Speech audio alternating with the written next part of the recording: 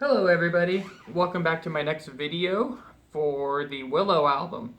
If you've been keeping up with my other videos, you would know that I have already done Up Through Isolation, and I'm going to go and give my audio engineering critique to the next song, Marionette. Before I do that, I did want to clarify something that I said in one of my previous videos. I said in my critique that the ending to these songs are super clunky and they sound kind of like unnatural.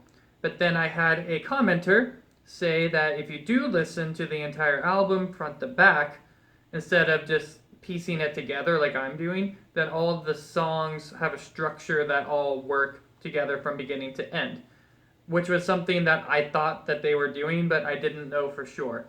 So yeah, just interesting tidbit. I'm happy for that commenter. So thank you for letting me know that. And yeah, let's go ahead and dive in. Marionette, here we go.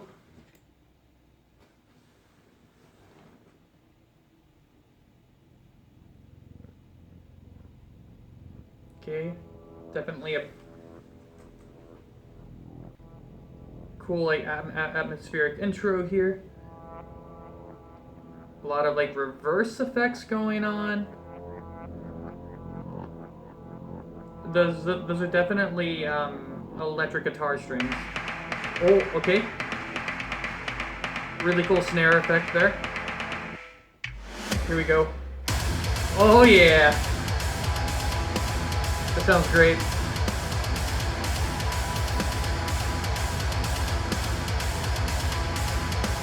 I really like the ambience that they have in this. So electric guitar, hard left, hard right. Drums are panned the way they normally are. Wow. That's some of the most distortion I've ever heard on an instrument. That's awesome. Got the whammy pedal for the Wii effect.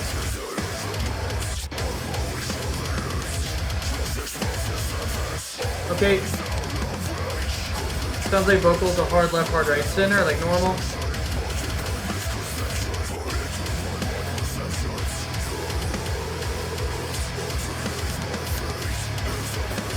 I like the open chords. They don't use open chords that often. Let the song breathe a little bit. I like that.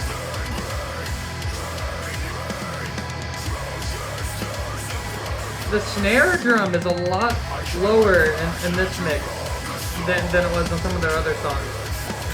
It's not as dominant.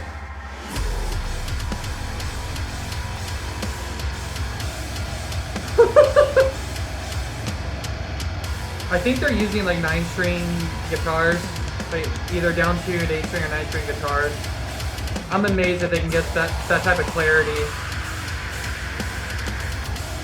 Alright, that was a really cool fry scream in the left ear, right ear. Really cool effect.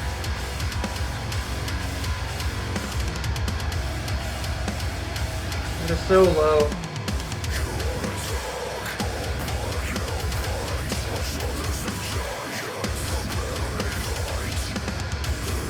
A lot of good panning here. Sometimes the guitar system left ear and right ear, they switch between each other. Kind of like call and response, so it's really cool. Awesome. Oh. So that was like an actual whammy bar there. When the note descended like into like kind of like nothing, that was a whammy bar, not a whammy pedal. They're different.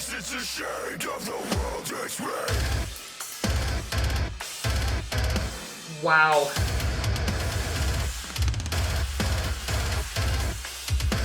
Man, this is some tight playing.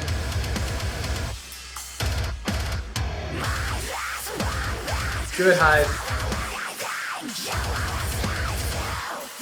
So these highs don't sound like they have a lot of processing on them,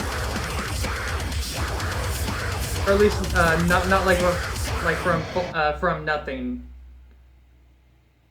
And that's the end of the song.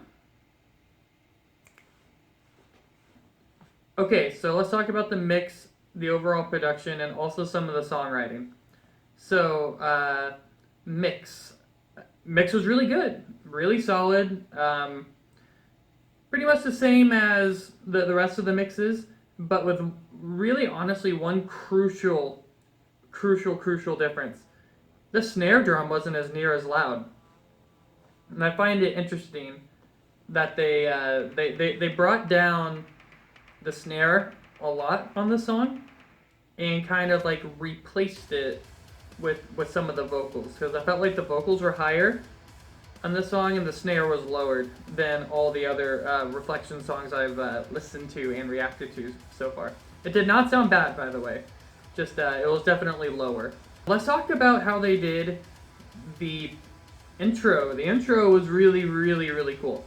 So at first I thought it was a MIDI sound patch on Pro Tools or something, but the more I listened to it, the more I realized that it was just them doing some reverse effects on their electric guitar.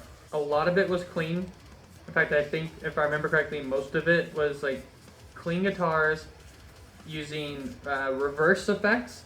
So if you don't know what that is, so a reverse effect is when you play a note and then instead of the note ringing out like it normally does, it does the opposite, it flips.